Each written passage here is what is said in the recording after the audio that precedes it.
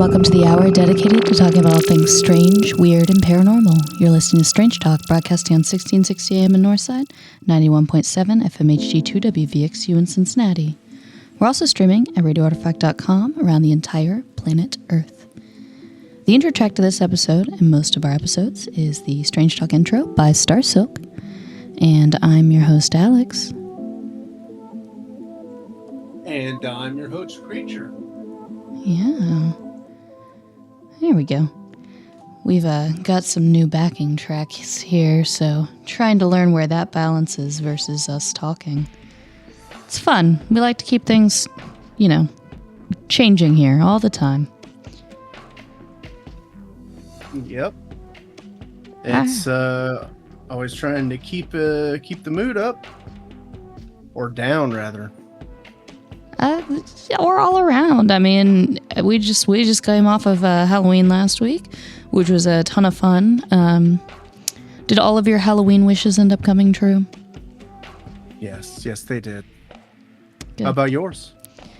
I mean, I'm dressed like a bear right now, so we're still riding that Halloween train, I guess. I don't know. Keeping it feral, I like it. I have to say, all of my Halloween dreams came true, including the ones that I did not know were a dream.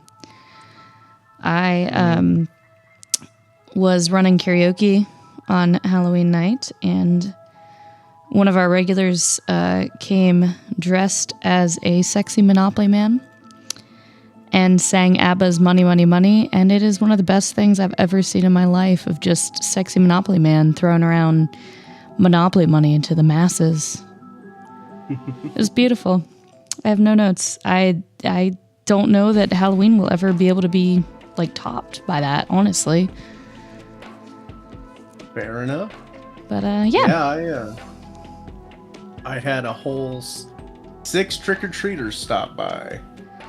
We didn't get any, and I kind of didn't think we would get any, but I don't know why I said we.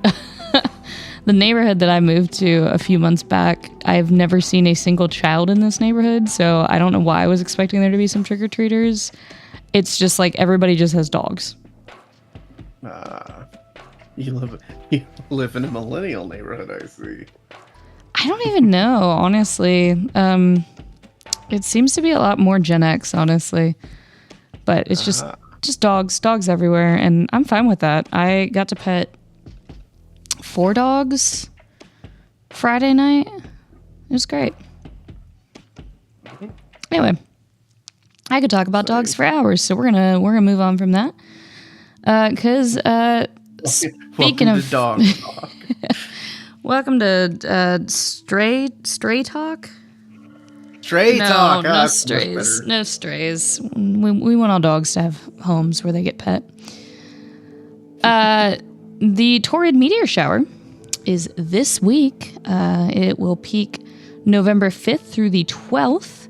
Will be the best time to look up for those. The Taurids are the ones that are like the bright and colorful. They look like shooting stars passing by. They usually show up around this time of year, middle of October, kind of middle of November. But there will be roughly 8 to 12 meteors per hour. So, nice, consistent meteor shower. That's more than one a minute, isn't it?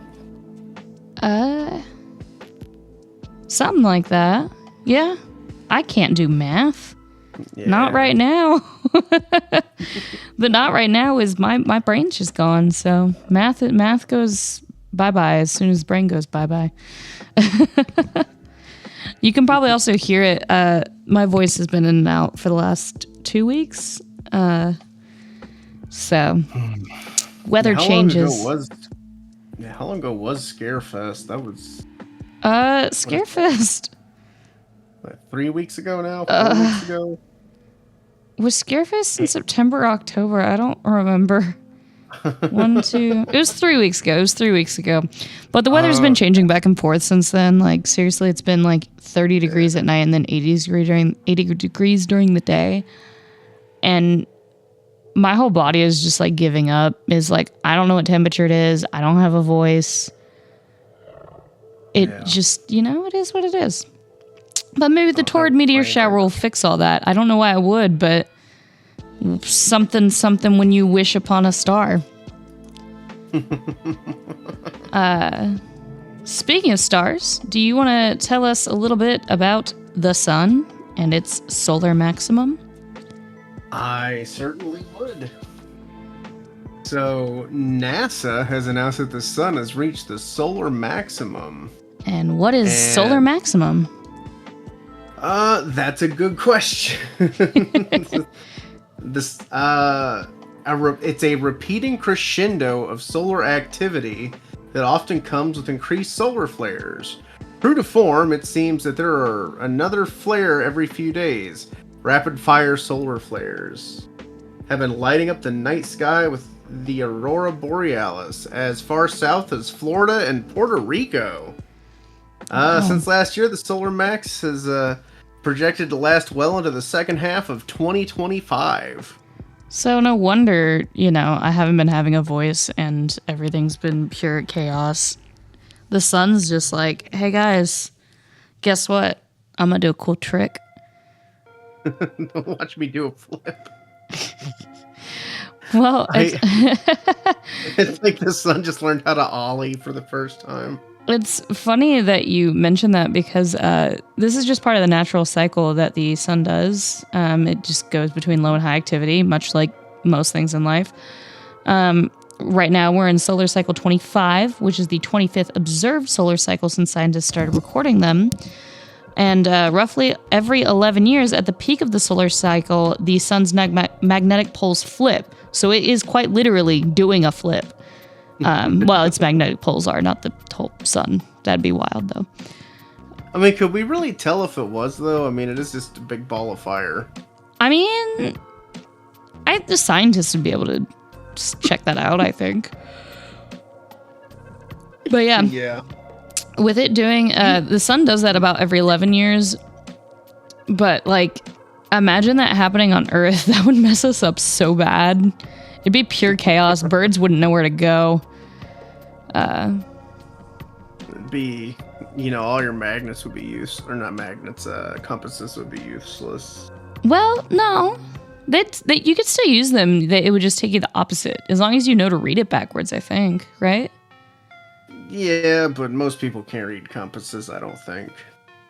Probably not anymore.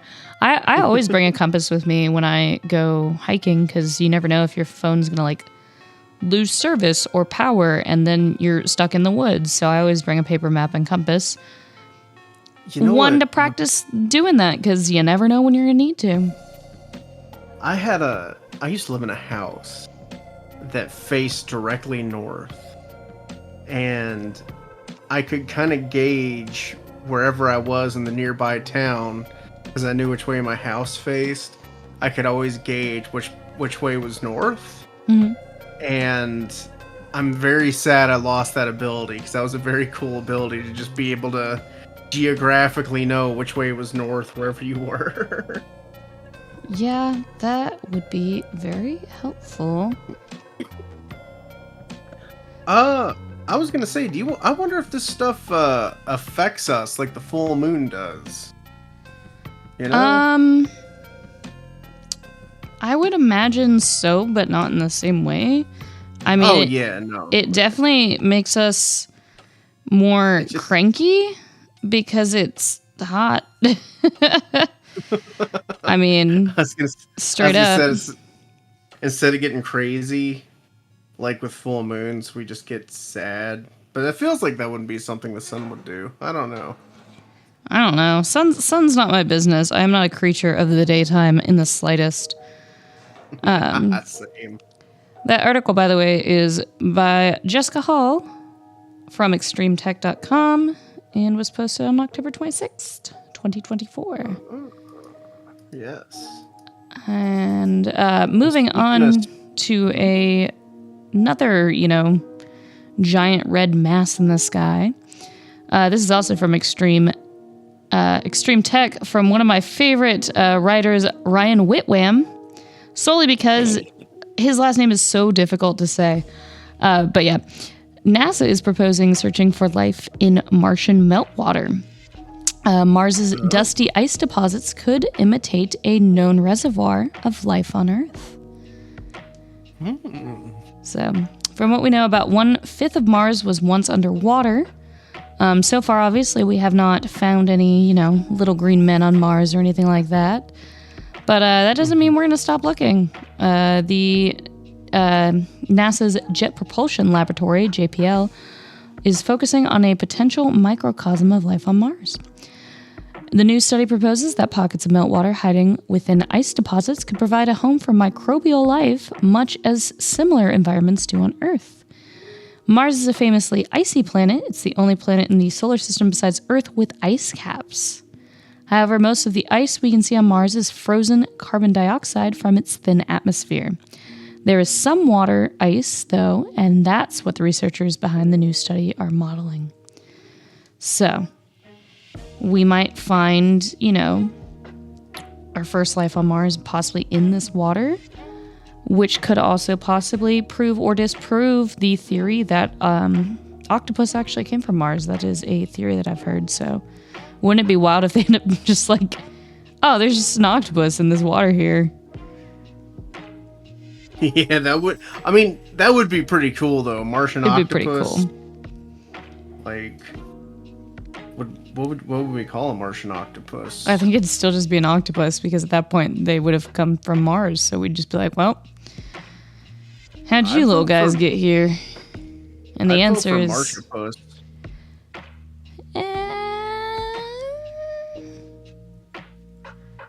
Nope, I got nothing. No, I got nothing. I feel like there's gonna be like a really clever name for these, and it's not coming to me right now. I don't know. I feel like science names are either very clever or just like the most unoriginal thing you can imagine. Well, you feel like this one we should let bird researchers name it, because they come up with the most hilarious names. I know. But yeah, there's a spider named after David Bowie, and a gene named after Sonic the Hedgehog, and a gene that destroys that gene named after Dr. Robotnik. I mean, why not, honestly?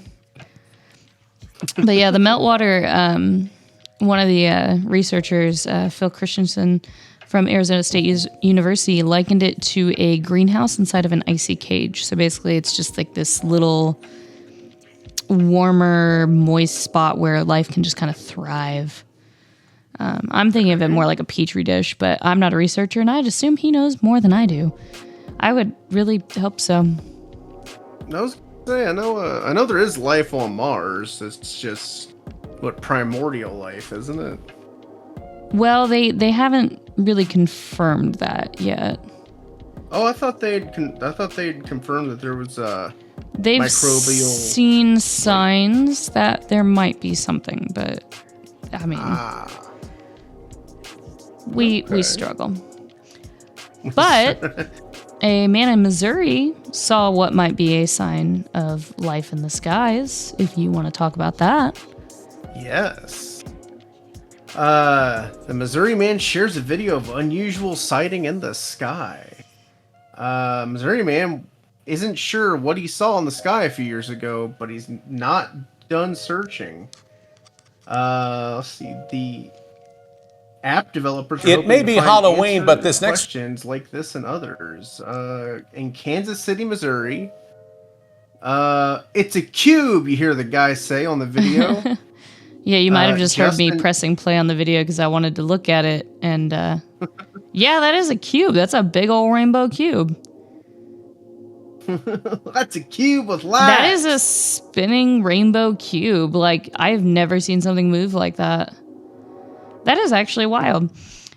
Yeah, so, See, I haven't got to the cube yet. I just have a Kansas City TV personality going, "It's Halloween." Oh, that is definitely a cube. That's definitely a rainbow cube, like, spinning through the air. Like, it looks like a video game glitch, honestly. That's wild. You know what it's spinning in rhythm with, don't you? What? You turn me right round, baby, right round like a... My first thought was spooky, scary skeletons, because it's still Halloween in my heart. This article is coming from KMBC News 9ABC, which is a mouthful, but, you know, thank you, Martin Augustine. This was updated on Halloween at 10:34 p.m. And yeah, that's a real weird video. I guess the video was from 3 years ago. But well, you know, he's still looking for answers. And clearly this news station was looking for something weird to talk about on Halloween. But the app that they mentioned is called Enigma. It launched in May of last year, apparently, and it makes it easy to upload videos and provide other information regarding unexplained objects in the sky. So that's why they're hoping to find more information on these sightings. Basically, I'm picturing this as basically Facebook mobile for UFO sightings, or like maybe more like Tinder for UFO sightings. Like, tell me more about this. You know what? If anybody can use Tinder, UFO people. I probably.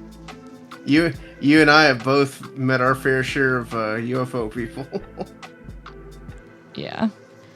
But yeah, no, I don't know. I think it's cool that they're making an app for that. There's literally an app for everything these days. And maybe we'll get an answer on this wild rotating cube through the sky.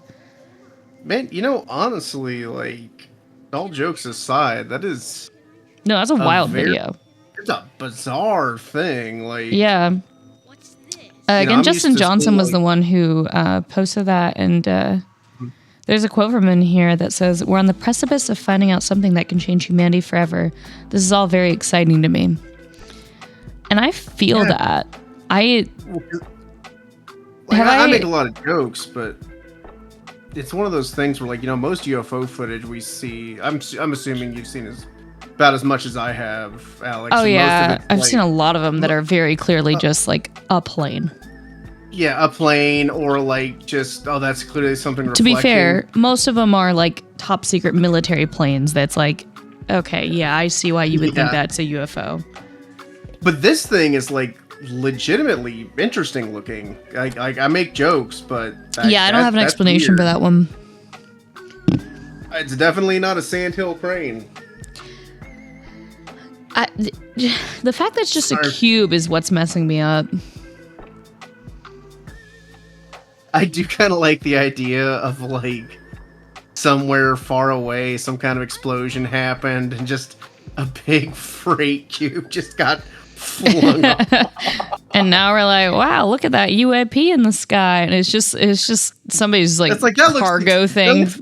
It's like, that looks exactly like a cube. It's like someone's lunchbox just flying through the air at astronomical speeds. beans. Or maybe on a different planet, disco balls are cubes, and they're just like, oh, my party.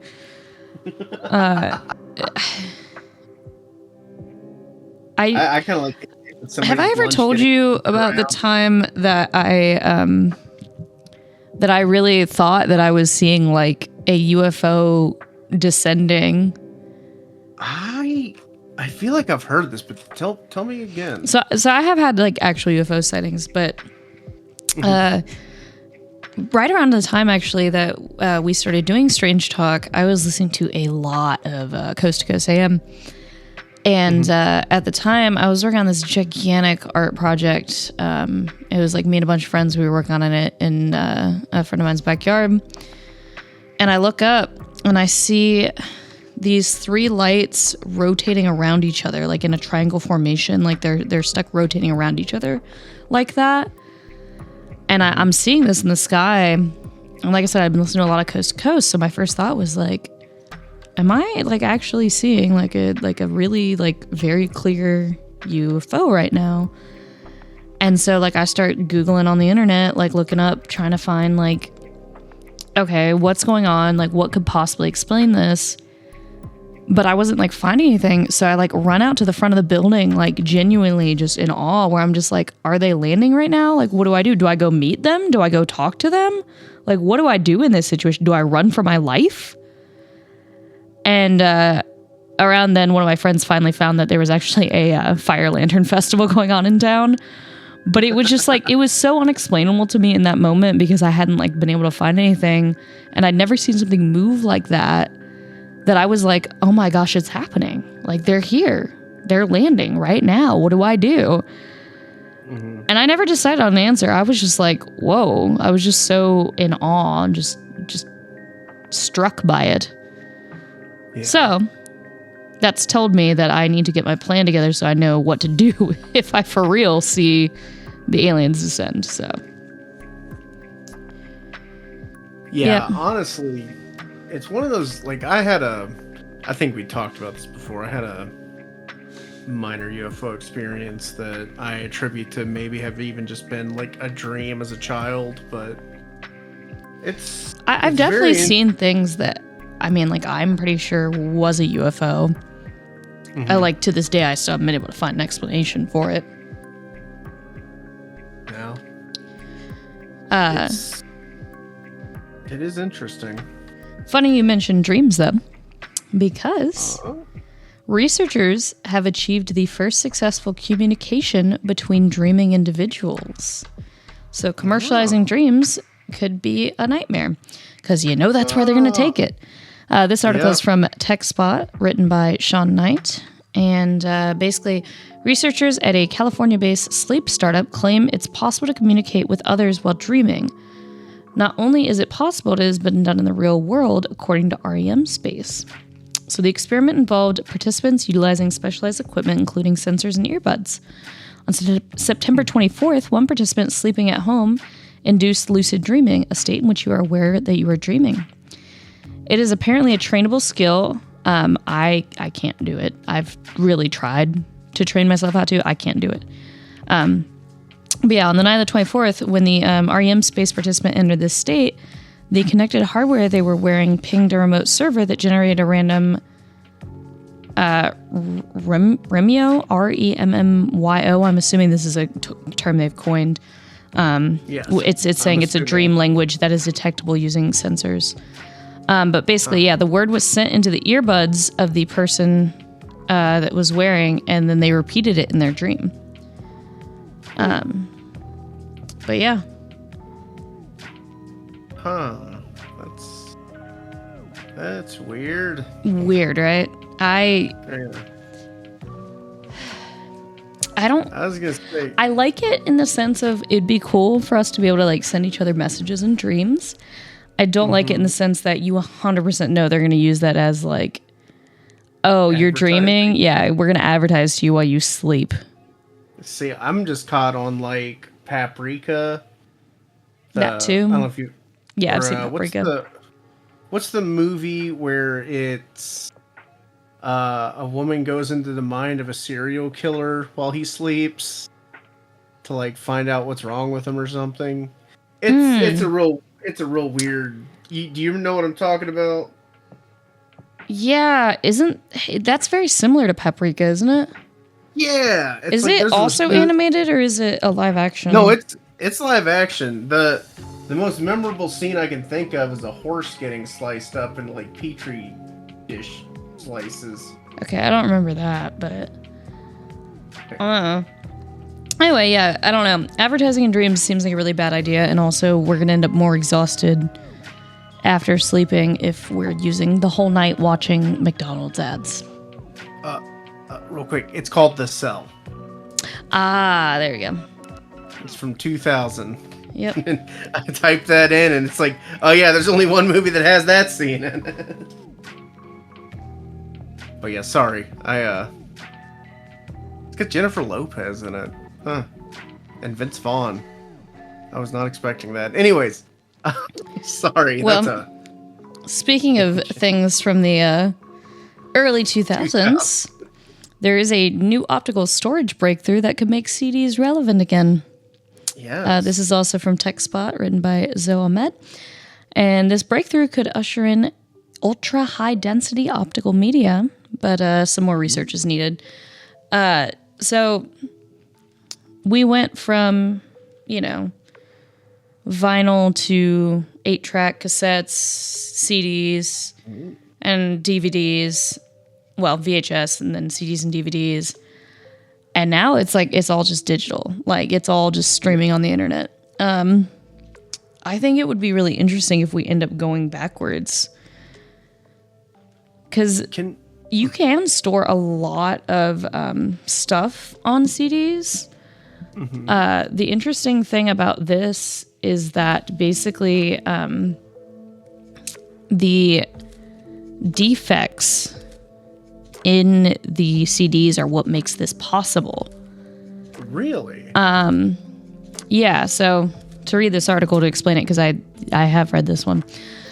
Researchers at the University of Chicago and Argonne National Lab have developed a new type of optical memory that stores data by transferring light from rare earth element atoms embedded in a solid material to nearby quantum defects. They published their study in a physical review research. So yeah, basically the problem that the researchers aim to solve is diffraction limit of light in standard CDs and DVDs. Current optical storage has a hard cap on data density because each single bit can't be smaller than the wavelength of the reading-writing laser. So basically, yeah, using quantum defects, which I think is really, really fascinating. So their proposal is that you can bypass that limit by stuffing the material with rare earth emitters, such as magnesium oxide crystals. It's called wavelength multiplexing, which sounds like something cool they would do in a movie, honestly. That sounds like we're going to hack into the system using wavelength multiplexing. But yeah, it involves having each emitter use a slightly different wavelength of light. So in that way, sort of like different radio channels, you'll have different wavelengths of light, so you can cram more data into there, which I think is super cool. Can I ask you a question, a tech question? Sure. Because you're a tech person. Yeah, sometimes. For work, very specifically. We moved from CDs, so very specifically, we moved from like hard drives to solid state drives. Mm-hmm. Because there's like less. It stores a lot more, and it doesn't have to search for the data as much. Like, it just kind of goes there, if I'm not mistaken. More so, solid state means since it's not moving, it's less likely to fail. Like, there's less points of failure. Yes, but I was gonna say that's a thing with so I know like, for example, like video games, they stopped using CDs on a lot of, like, Nintendo specifically stopped using CDs, went back to cartridges because there's like no loading with cartridges as opposed to CDs, right? Is that a thing, if I'm not mistaken? No, there's still loading on cartridges.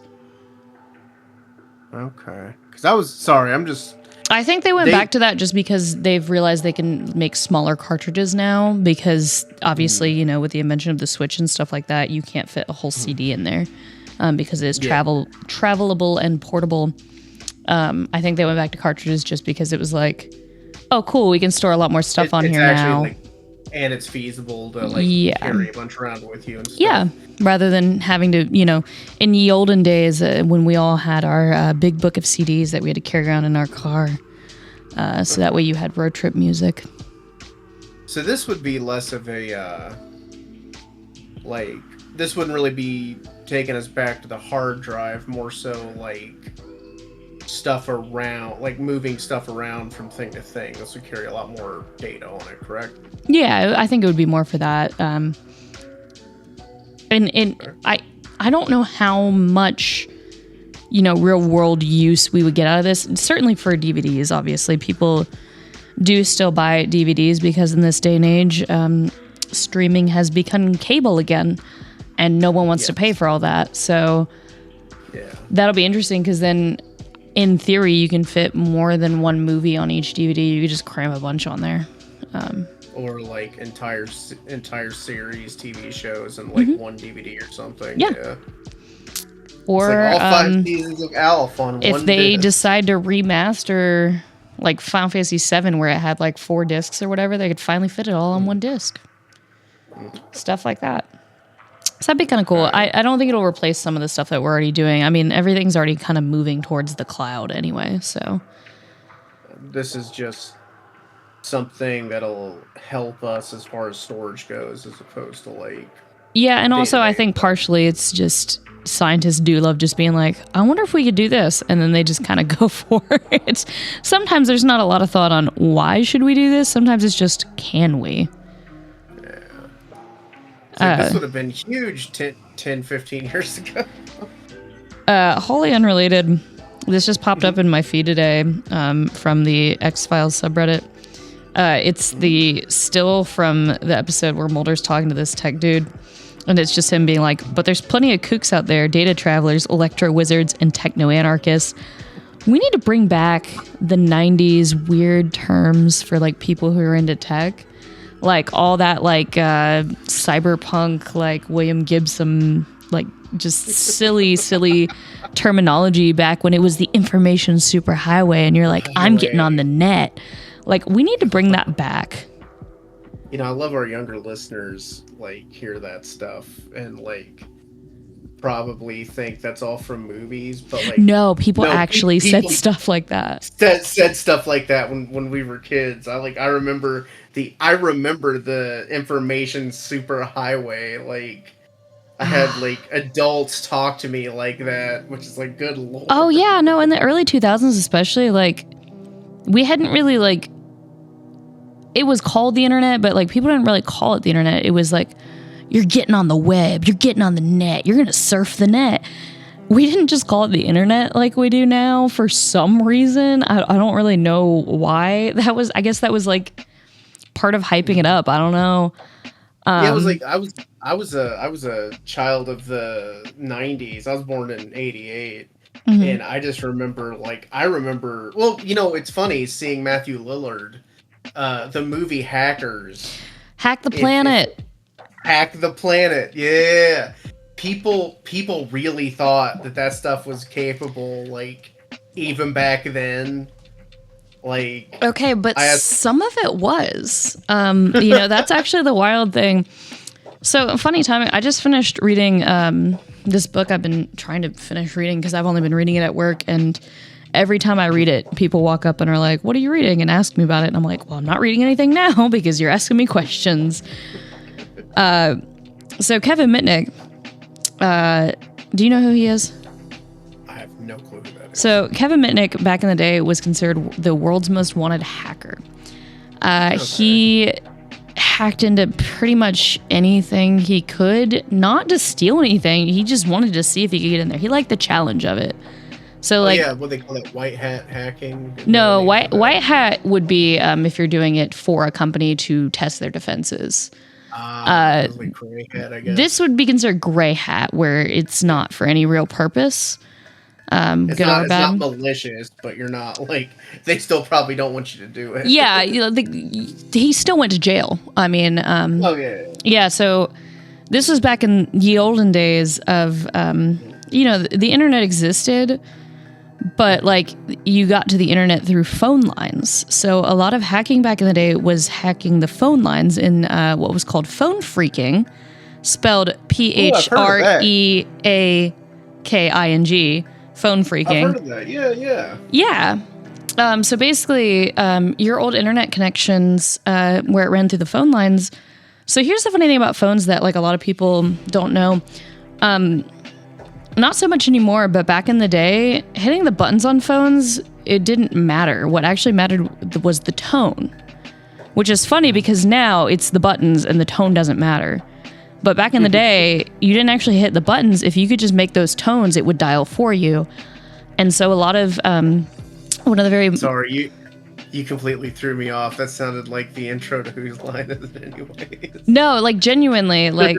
Where you hit the buttons and the tones don't matter. No, but like it is the opposite now where we actually are using the buttons now and the tones are kind of irrelevant at this point. But back in the day, basically the phone lines would listen for that tone to know what numbers you're dialing.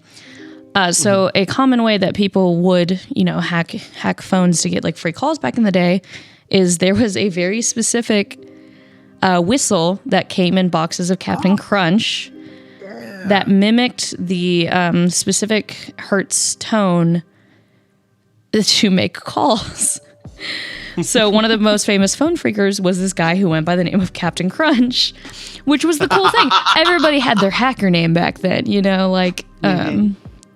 I mean, Kevin Mitnick didn't really, but, everybody had, like, some weird hacker name, because you're not going to, like, be, like, hacking stuff under your own name, But I do think that's funny. But anyway, this whole book is about how, like, he would just get into all this stuff. He would just, like, talk his way into things, social engineering, getting past things by, like, pretending, you belong. And I like this guy. It's a really, really good book. Honestly, it's his whole life of hacking up until, he got caught and arrested, and then kind of how he turned his life around. Because later on, after he got arrested, once he finally got out, he started actually doing white hat hacking, where he was doing it for companies where he had authorization. He would, try to do pen testing, see if he could get in and tell them how to shore up their security. To be fair, financially, that's the way to do it too. Like, well, fair. I mean, he wasn't trying to make money off of it originally. He was just, an idiot. Let's be real. Not an idiot in the sense that he was really smart at what he was doing, but like, he didn't think about the consequences. No, I get you. That's what I'm saying, though. Like, that's the way to do it. Is like, if you're like, I really want to hack this system because I enjoy doing that. Well, I think that's kind of the thing is paid to hack the system. He was kind of one of the first people who kind of had that job. Like, it's not that there weren't people doing that. It's just it wasn't very well known that you could do that. Like, pen testing has only really become popular, I would say, in the last, like, probably 2010s is when I started hearing about it. Okay. Well, and just, the internet is so much bigger than it used to be. There's so many different ways to get into things now. And there's so many more, attack surfaces. There's so many different ways to genuinely, if you were looking at cybersecurity, your weakest link is always going to be your employees. Genuinely, so much stuff you can get into just if you find the right person who doesn't second guess when you call and say you're from, the phone company or whatever. And they're just like, yeah, sure, I'll get you right in. Like, that's going to be the easiest way in every time. That's why it's not fun, but that's why all these companies are making you do cybersecurity training. It's because you are 100% the weakest link. Yeah. And not to get on a soapbox about that, but I genuinely wish people cared about it more because it's not even your company's data. I'm worried about people's personal data. Yeah. Well, and I guess the companies do it too. They have personal data about people, and they're tasked with storing that responsibly. But like, all it takes is one person being like, "Sure, I'll let you in." Well, you know who Linus Tech Tips is, yeah? Mm-hmm. Someone like that's people that know computers, and one of the people that work there got the whole company hacked and got their Facebook stolen, or their YouTube channel stolen for like 48 hours. Yeah, no, like I said, So it only takes one person. I mean, it could be the intern. And once someone's in there, I mean, it's all lateral movements. It's a lot easier to get to other places. Well, that's the thing that's crazy to me is like this is a tech guy that got like that accidentally brought down a tech company because of something he should have. Say that makes even more sense because a lot of people who are in tech, they get cocky about it, honestly. Mm-hmm. Like, genuinely trust nothing. Oh, yeah. Not to get too X-Files, but trust no one. Well, that's apparently what had happened is they had thought they had gotten some kind of PDF from a client and they tried to open it and it didn't open when really it was like... running stuff in the background. Yeah, what's that called? A Trojan? Malware, Trojan. It depends on what specifically was in there. And then they were just like, okay, I guess that didn't work, and went on with their day. And then no. Yeah. If you ever open anything and you're like, that was weird, just report it to IT. Let them check it out. It's better that than, all of your files getting ransomware. Also, speaking of ransomware, make sure you have backups of your files. So that way, if somebody does get all your files, you're like, oh, well, that sucks. I've got copies of them, so whatever. Yeah. It's like, it's wild, yeah. They completely shut down their Facebook and then, I keep saying their Facebook, shut down their YouTube channel, which you know how big a YouTube channel that is. And then it was full of like AI Elon Musk shilling cryptocurrencies. It was like, whoa. And that's the thing is like it'll happen to literally anyone. I mean, there's all these hackers now. They're making fake profiles of people. They'll just clone their account. Any way in, any way to build any level of like credibility so that way you will click on their links and do what they want you to do. That is their whole goal. And there's so many people out there who are like, well, my data isn't worth anything. No, your data is worth a lot. Like, it may not be important to you, but that data is very like, someone will buy it has everything. Someone will buy your data. And also it may feel like that it's not that important, but like it has so much about you in that. Like, we 100% need better privacy laws because the amount of data that can be collected about you from online is ridiculous. Like, it's crazy. You can track everything. But not only that, we need privacy laws enforced on corporations as part of what it is too, Like, I can only imagine how few corporations actually are safely storing PII. Well, something on subject is I'm actually looking to switch over to Linux at some point soon after Microsoft started talking about they were going to have their AI spy on you. I'm sure you know what I'm talking about. Oh yeah, that's going to get rolled back. Yeah, they walked that back already. They walked that back. So for people who aren't in the know, Microsoft basically unveiled a new thing where the AI was going to be constantly taking screenshots to better help you. Not realizing that that's incredibly, incredibly creepy. And no one wants that. Dangerous if you get hacked. Yeah, on so many levels. I mean, like, does no one remember the Acropolis? Like, when all of the crops, it didn't actually crop out all the extra data on the sides. And so all of this, like, information that had people's information in it was now visible because it didn't actually crop properly. It kept that metadata of what was past the crop on pictures. Because I remember that. Like, cybersecurity is such like a big, big thing, and it is very important. You may want to pretend it's not important, but it is very, very, very, very important. Like, genuinely, the only way that it can be not important in your life is if you stay off the grid. And if you're listening to this show, sorry, you're already not off the grid. You're traded.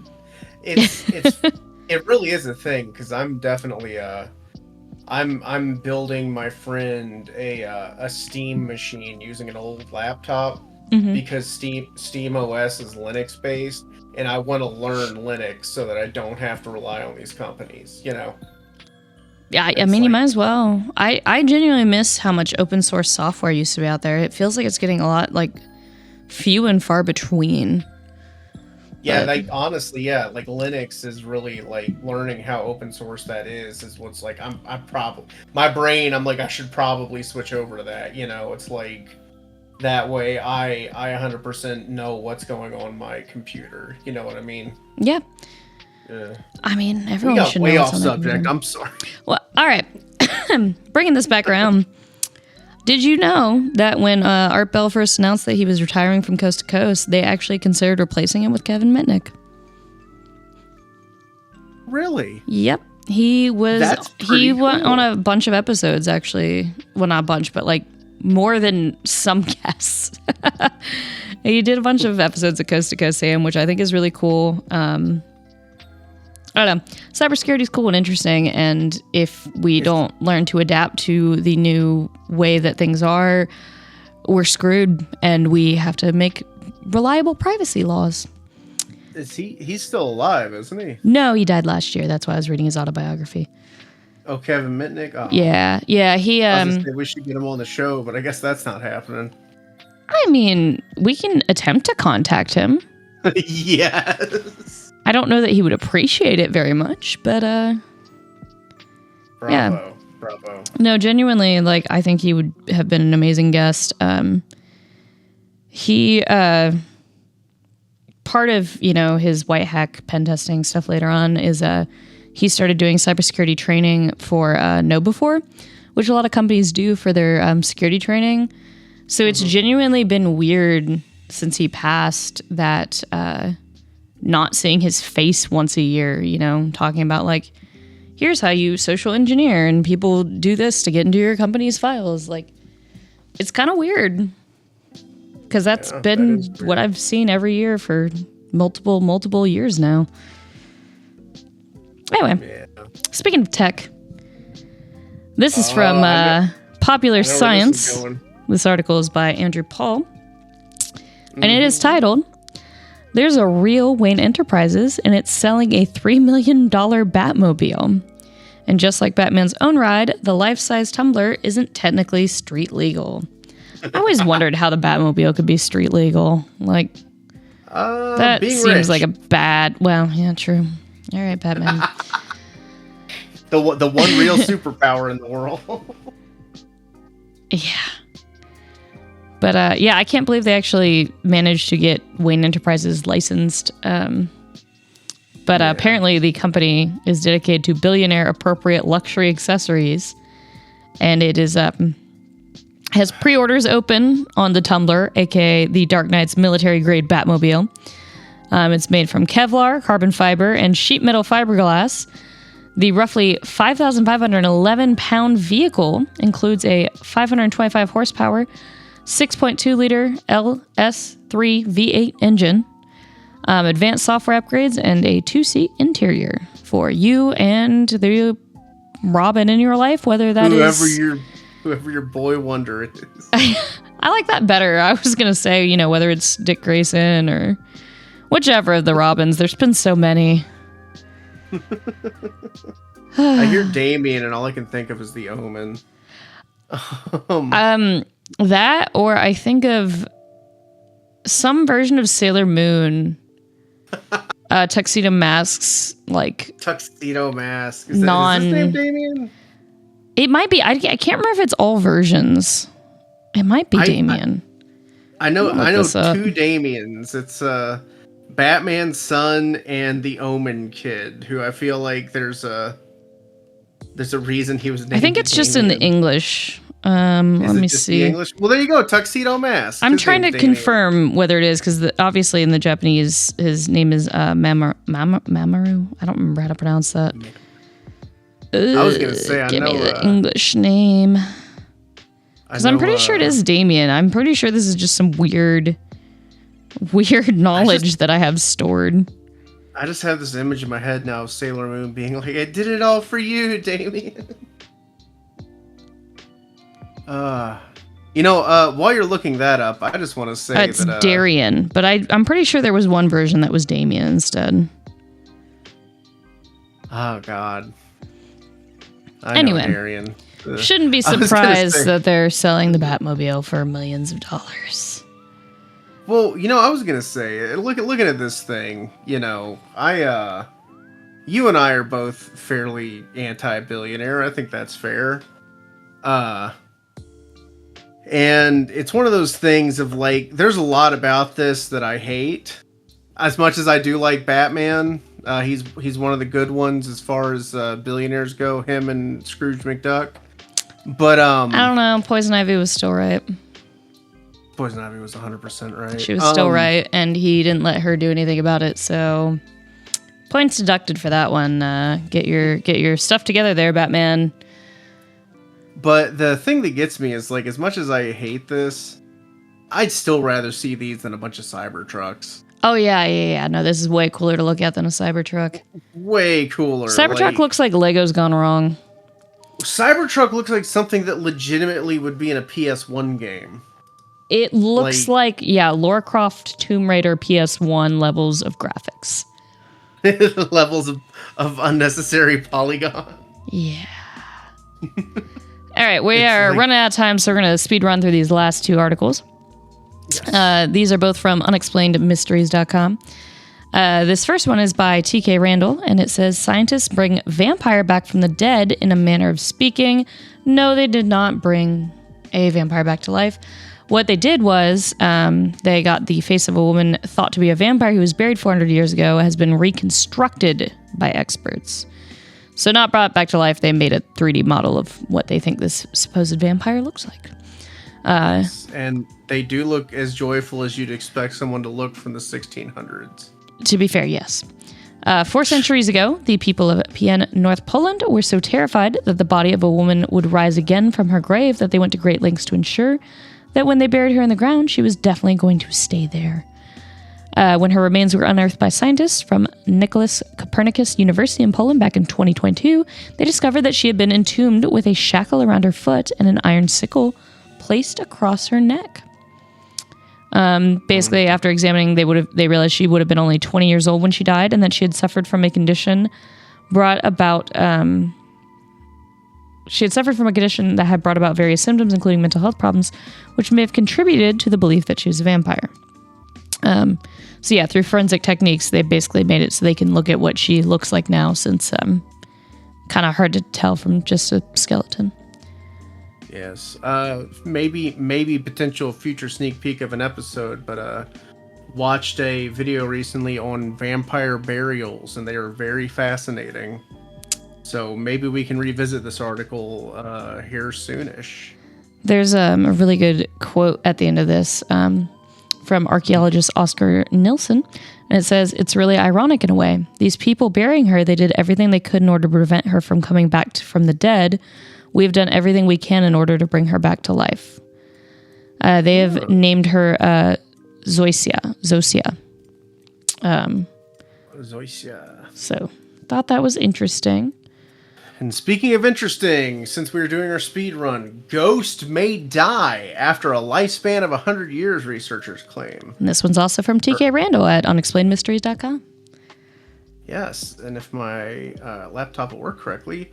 So Brian Sterling Vede maintains that intelligent paranormal entities may actually have a limited lifespan. Does this explain why we don't see dinosaur ghosts? Maybe, it would make sense. Do ghosts live forever? While it seems strange to suggest that something thought of as a disembodied spirit of a dead person can itself die after a certain amount of time, such a possibility has been gaining traction in recent years among some paranormal researchers. One of these is Brian Sterling Vede, a veteran enthusiast of all things supernatural who has spent a considerable amount of time analyzing data collected from various paranormal investigations. Sounds like we need to talk to Brian. And we do. According to his findings, sightings of famous ghosts allegedly haunted locations around the world are occurring less and less frequently, especially those that have been around for 100 years or more. When all the data is considered, it was quite a shock to think that many of once famous ghosts could literally be dying, he said. Just all over again, unfortunately. Man, how much would it suck to die and then die as a ghost? And also, What's killing them? Is it like that they die, or is it just like they're so sick of watching us do this stupid stuff that they're just like, you know what? Forget my unfinished business. I'm out. I would assume some kind of energy dispersion, if anything. Yeah, I mean, I guess energy can't. Well, it's all I can really think of is the wise words of Freddie Mercury, here, which is, who wants to live forever when love can die. Okay. Yeah, I'm thinking physics here because there's the whole, an object at motion wants to stay in motion, an object at rest wants to stay at rest. And energy can neither be created nor destroyed. So your energy can only be converted to a different type of energy. So what does that mean? Those lyrics, they're from the theme song for the movie Highlander. And, for those Mr. Krabs fans out there, Clancy Brown, he was in Highlander, and he had some very insightful stuff to say about this subject. Would you like to hear it? Sure. It's better to burn out than to fade away.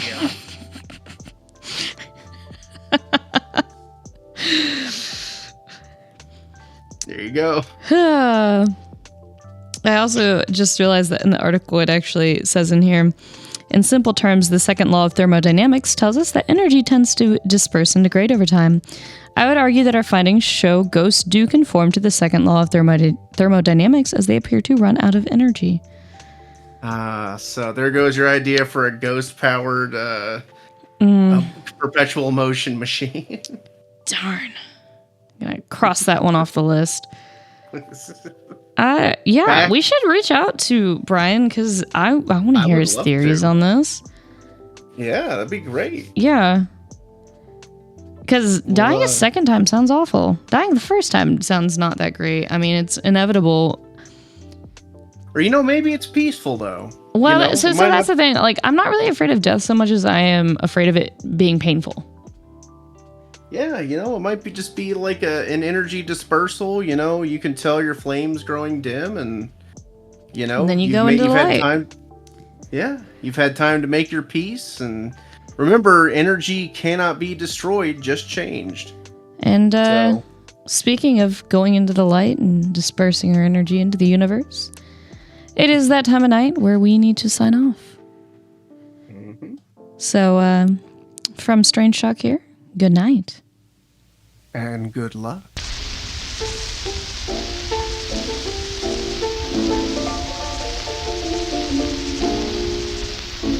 Don't shake with fear as I draw near. I'm just a harmless creature. Don't think me wild, I'm meek and mild, for weakness is my feature.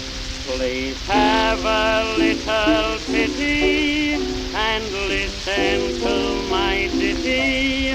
I'm not the great Elijah who healed killed in Zion City. I'm the ghost of a troop that disbanded in Peoria. I'm the ghost of a bunch that were only out for glory, glory, glory, hallelujah, hallelujah. Money never talks. In me you see a novelty. I'm the ghost that never walks.